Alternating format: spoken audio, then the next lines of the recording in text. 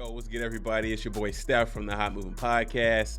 And man, I gotta tell you, this whole Dylan Mulvaney Bud Light endorsement, woke gone wrong, $5 billion worth of damage to their company. I mean, look, their stock prices dropped once they found out their consumer bases wasn't rocking with what they were trying to promote, right? And, you know, Anheuser Busch, there was some sources close to the situation pretty much saying that, hey, lower level marketing was the one in charge of this. We had no idea. Basically, we didn't sign off on this. It's kind of hard to believe. I think you knew it. I think you try to be slick and try to capture a market share that you think has money compared to your regular consumer base. So we finally hear from an exec, Brendan Whitworth. He is the U.S. CEO for the Anheuser Busch company, the parent company of Bud Light. And what he says it doesn't ring to me. It just rings hollow. Here's what he had to say. He says, we never intended to be part of a discussion that divides people. We are in the business of bringing people together over a beer. He also says, my time serving this country taught me the importance of accountability and the value upon which America was founded. Freedom, hard work, respect for one another. As CEO of Anheuser Busch, I'm focused on building and protecting our remarkable history and heritage. Second statement is fine. You can use that in a lot of different things, okay? But you can't use that statement to mask the damage that you've done.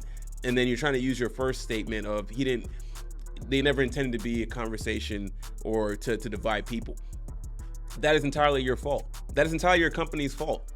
Again, where were the checks and balances to get approval for this endorsement and blast it all over social media, right? Or you knew that doing this they knew that this was gonna go viral. You're saying that you intended to divide, but I mean, look at your consumer base. Your consumer base is middle America for the most part, blue collar people, traditional people with traditional values. You missed the mark. I get it. You're trying to be innovative, and I'm sure there was ways to roll this out. On my last video, one person made a comment, hey, maybe you could have put some type of rainbow flag on a bottle and just be like, hey, we acknowledge for Pride Month or something, like, hey, we acknowledge the LGBT community, you know what I'm saying? And keep it at that. You might got some pushback, but you're not gonna put a Dylan Mulvaney on a can and have that person you're endorsing spread it, go viral with it and be all over the internet with it, right? And considering who Dylan Mulvaney is, he's a transgender woman, but a lot of people, I will say this, a lot of people do not have an issue with the LGBTQ community, the alphabet group, right? I don't think a lot of people have an issue with the group. I don't think there's you listen, be who you want to be, totally fine. You live your life. Your life doesn't affect me. My life, the way I live my life doesn't affect you, right? But what it is that you have such a flamboyant transgender man masquerading as a woman, dressing up, being a caricature of a woman.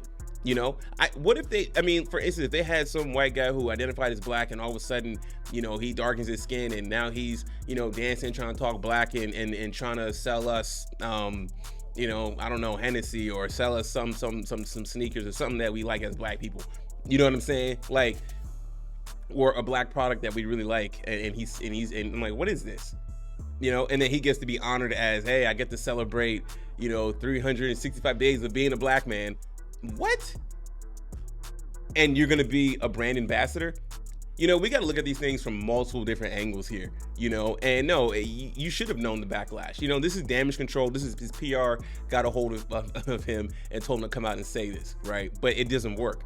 You didn't mean to divide. What do you mean you didn't mean to divide? You knew exactly what you were doing. You're a multi-billion-dollar company, and you're gonna say that you had a marketing gaffe? Not buying it. And then of course, when a company tanks like this, loses $5 billion in a matter of days, of course the CEO is going to have to come out and say something, and trying to use I feel like trying to use serving the country, commendable, everything honorable, but I feel like you're trying to use that statement now to try to win back some of middle America, some of those hardcore blue collar, respect the military type of people. You're trying to but hey guys, we didn't mean to divide, but I care deeply about this country, and I've served and I've traveled. Okay, you're playing both sides of the fence, and it's not gonna work. It seems like you're planting your flag, and now you guys got penalized for it. It is what it is. There's a serious woke charge. You touched it, your hand got burnt. It is what it is. Try to move on.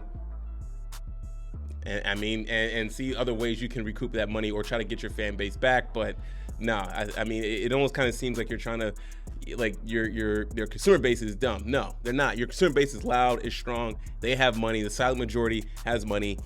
Because if this was such a hit, the LGBTQ or the Alphabet Group would have pumped in a lot of money into your stock, and it would have went up. It didn't. So that should tell you a lot. Anyways, guys, thanks for hearing me out. Please like, subscribe. Peace.